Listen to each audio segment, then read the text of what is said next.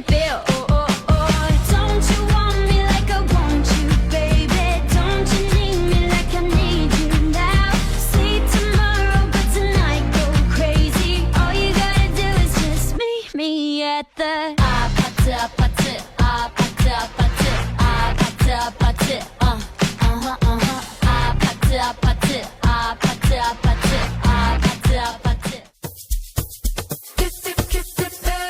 Been waiting on that sunshine, but I think I need that back.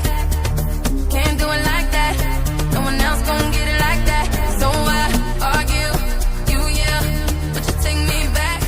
Who cares when it feels like crack? Well, you know that you always do it right. Man, fuck your pride. Just take it on back, boy. Take it on back, boy. Take it back all night. Assalamualaikum warahmatullahi wabarakatuh. Salam Om Swastiastu, Namo Buddhaya. Salam kebajikan, salam sejahtera untuk kita semua. Perkenalkan, saya Ahdiyatul Fikriyah dengan NPM 212308116. Di sini saya sebagai moderator dengan mata kuliah Ekonomi Politik dengan dosen pengampu Bapak Fahri Esos MAP dengan materi presentasi yang berjudul Relasi Negara, Pasar, dan Masyarakat. Tak kenal maka tak sayang, sebelum kita lanjut ke materi selanjutnya, izinkan saya memperkenalkan teman-teman dari kelompok 3 terlebih dahulu. Perkenalkan, nama saya Gadien, NPM 212308147.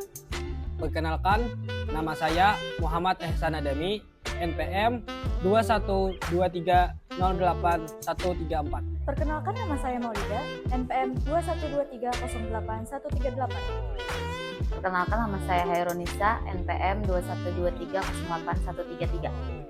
Perkenalkan, nama saya Amanda Dewi Wahyuni, NPM 212308121. Perkenalkan, nama saya Bunga Nuharisa, NPM 212308123. Mengenai relasi antara negara, pasar, dan masyarakat, dalam kajian ekonomi politik, hubungan antara ketiga elemen ini sangat krusial untuk membentuk kesejahteraan dan keadilan sosial.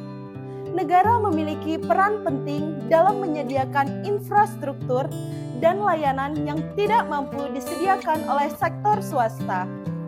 Sementara, pasar berfungsi mendorong efisiensi dan inovasi melalui kompetensi yang sehat. Lalu di sisi lain, masyarakat sipil berfungsi sebagai penyeimbang dan pengawas agar negara dan pasar tetap berada pada jalur yang sesuai. Mari kita simak pembahasan dari setiap pemateri mengenai peran dan tantangan antara relasi pasar, negara, dan masyarakat untuk mencapai tujuan bersama.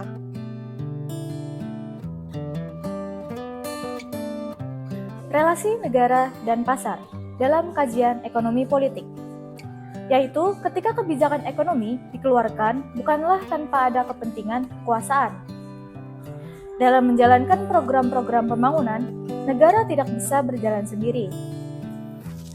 Sekuat apapun sebuah negara pasti membutuhkan pihak lain dalam menjalankan tujuannya. Agar terjalin relasi yang baik, maka peran pasar dan negara harus di dalam posisi yang sesuai. Pasar berkewajiban untuk mendorong akses ekonomi produktif, di mana akan terjadi persaingan sempurna dalam penyelenggaraan ekonomi. Apabila tidak terjadi distorsi informasi antara pelaku pasar, dengan demikian ekonomi produksi akan terdorong guna menciptakan persaingan ekonomi yang sehat. Pemerataan akses ekonomi yang pada akhirnya menciptakan kesejahteraan negara dan bangsa. Negara berkewajiban menyediakan fasilitas yang tidak mampu disediakan oleh sektor swasta, seperti infrastruktur, pendidikan, regulasi, dan fitur-fitur lain yang dapat memperlancar kegiatan ekonomi negara. Demokrasi sebagai sistem pemerintahan mengendalikan partisipasi aktif dari berbagai elemen masyarakat dalam mengambil keputusan publik Negara, pasar, dan masyarakat sipil memainkan peran yang berbeda, tetapi saling melengkapi untuk mencapai tujuan bersama, yakni kesejahteraan umum dan keadilan sosial. Dalam konteks ini, negara harus berfungsi secara efektif dan efisien dengan memegang prinsip-prinsip dasar demokrasi seperti transparansi, akuntabilitas, dan partisipasi warga negara. Negara juga bertugas menetapkan regulasi yang mengatur kehidupan bernegara dan menegakkan hukum untuk menjaga keadilan. Peran negara dalam menjaga keseimbangan sangatlah penting. Kebebasan pasar dalam sistem ini tidak jarang membuat perilaku melakukan perbuatan yang mendorong praktik monopoli dan persaingan usaha yang tidak sehat. Dalam konteks inilah, peran negara dibutuhkan untuk hadir sebagai penengah dan pelurus, artinya pengaturan hukum, persaingan pasar atau usaha perlu ditegakkan untuk menjamin terselenggaranya pasar bebas secara adil.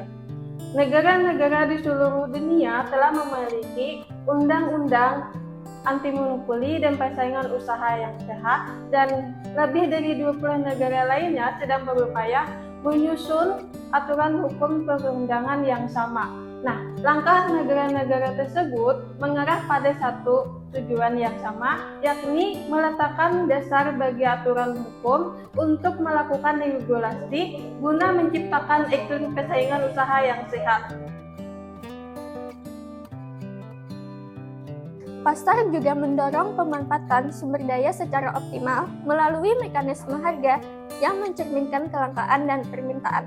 Di sisi lain, masyarakat sipil bertugas mengawasi kinerja pemerintah dan menyuarakan aspirasi masyarakat.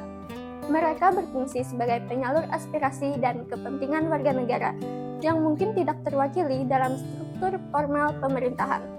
Masyarakat sipil berperan dalam pendidikan politik dan peningkatan kesadaran masyarakat tentang hak dan kewajiban mereka sebagai warga negara. Dalam beberapa kasus, masyarakat sipil mengisi kekosongan yang ditinggalkan oleh negara dalam penyediaan layanan sosial seperti bantuan kemanusiaan, pendidikan non-formal, dan program kesehatan.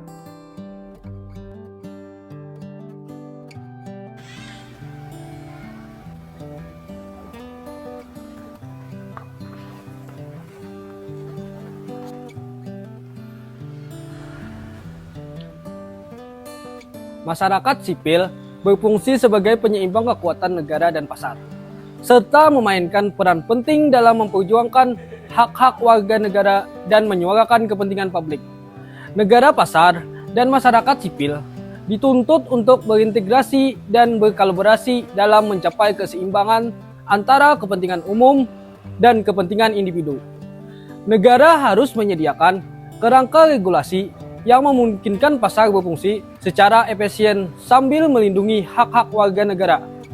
Pasar harus beroperasi dalam batasan-batasan yang memastikan keadilan dan keberlanjutan. Masyarakat sipil harus terus mengawasi dan mendorong transparansi serta akuntabilitas dari negara dan pasar.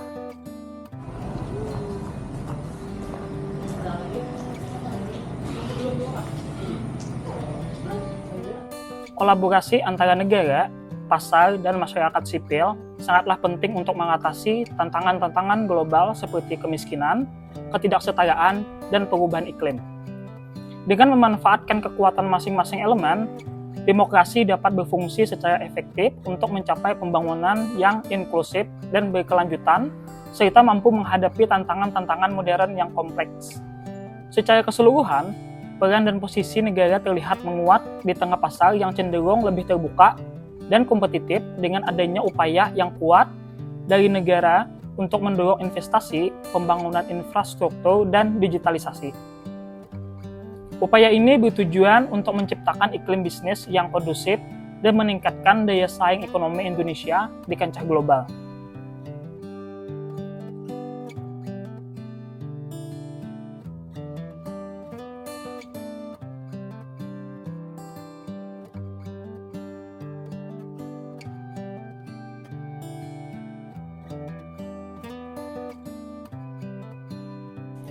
Duh, minyak goreng susah banget nih dicari. Iya ya, aku kemarin sampai ke ujung pasar juga nggak ketemu. Sama, di daerah lain juga. susah nyari minyak goreng karena keterlangkaan sekarang ya. Atau gimana? Nggak tahu sih, jadi susah kan masak kalau gini. Mungkin saya dengar di berita bahwa sekarang pajak makin naik, jadi minyak goreng susah sekarang. Benar kan? Betul juga. Aku sih mikirnya gimana kalau kita memberikan aspirasi kita ke kepala desa, terus pemerintah nyariin solusinya. Bisa gitu, tapi kita kepala desa apakah diterima aspirasi kita gitu? Kita coba aja dulu. Aku setuju. Oh, bisa tuh kita bareng-bareng. Bisa. Dalam adegan ini menunjukkan contoh hubungan antara pasar dan masyarakat. Adegan ini menunjukkan di mana kelangkaan barang berdampak langsung pada kehidupan sehari-hari. Di sini, pasar memainkan peran penting dalam memastikan ketersediaan barang dan stabilitas harga bagi masyarakat. Ketika terjadi ketidakseimbangan, seperti kelangkaan, masyarakat seringkali harus menyuarakan aspirasi mereka agar pemerintah turun tangan dan mencari solusi. Totalnya 120.000 ya Kak? Loh, perasaan gak sampai segitunya deh totalnya. Oh iya, harga yang tertera belum include pajak Kak. Makanya totalnya beda. Emang berapa pajaknya? Pajaknya 10% Kak, sesuai dengan Undang-Undang Nomor 28 Tahun 2009 tentang pajak daerah dan retribusi daerah. Oh gitu ya. Iya. Dalam adegan ini adalah menunjukkan contoh hubungan antara negara dan pasar. Adegan ini menunjukkan bagaimana kebijakan pajak yang diterapkan negara secara langsung mempengaruhi harga barang di pasar.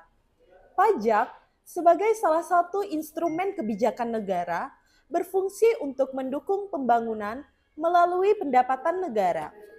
Ini adalah contoh nyata bagaimana kebijakan negara dapat mempengaruhi pasar dan pada akhirnya ke masyarakat.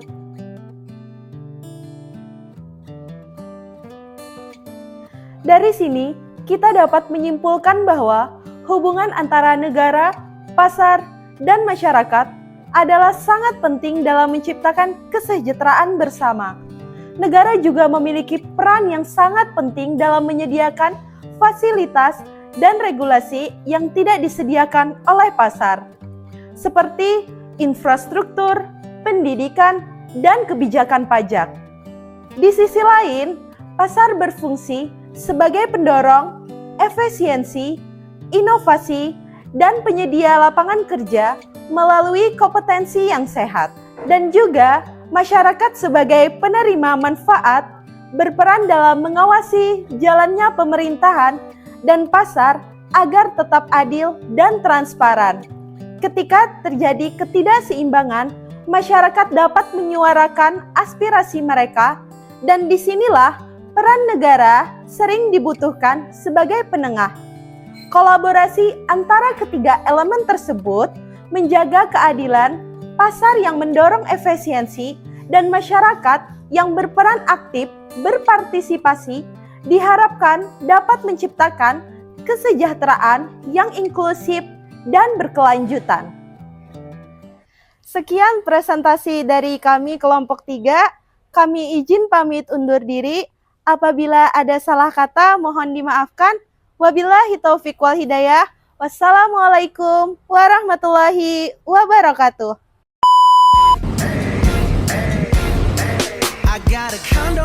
Kan nama saya belum.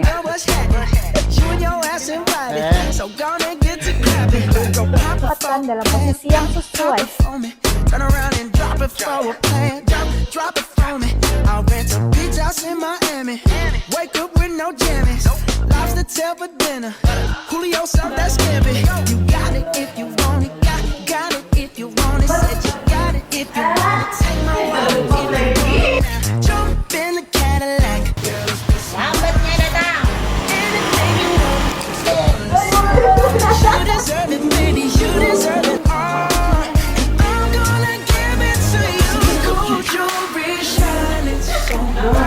Strawberry champagne on us. Lucky for you, that's what I like. That's what I like. Lucky for you.